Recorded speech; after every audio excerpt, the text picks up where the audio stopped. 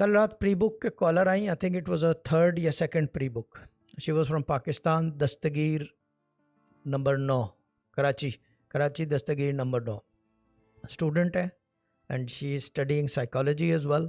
And मैंने कहा जी बोलो डॉक्टर. कह रही है मैं डॉक्टर. मैंने कहा चंदा, मैंने कहा जहाँ हम हैं वहाँ साइकोलॉजिस्ट को डॉक्टर ही कहते हैं, इसे डॉक्टर. फिर वो बात हुई, उनकी अम्मी से भी बात हुई, छोटी बहन से भी बात हुई, सब कुछ हुआ. यानी कि कल मैंने तकरीबन 40 to 50 कॉलें ली होंगी एक रात में पेंडिंग.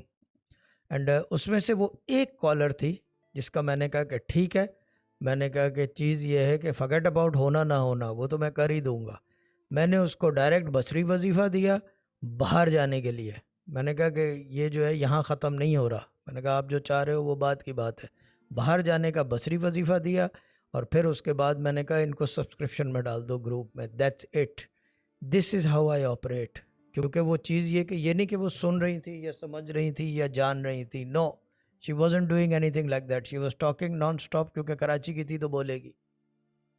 ये होता है, ये होता है, ये होता है. दीज पीपल, ये समझ में नहीं आता लोगों के. मैं हर वक्त हर काम नहीं कर सकता. खैर, this is a prime example. ये प्राइम एग्जाम्पल है जो मैं बात कर रहा हूँ. उनको सब्सक्रिप्शन में भी फ़ौरन ऐड किया, बसरी वजीफ़ा भी दिया, एडवांस प्लस पे डाला. And the thing is that I will every 1 month or 2 months I will give you all updates के how is she doing and how are things moving forward for her. ठीक है ना. This is how I operate. यानी कि मैंने D भी थी, मिद Bloch भी थी.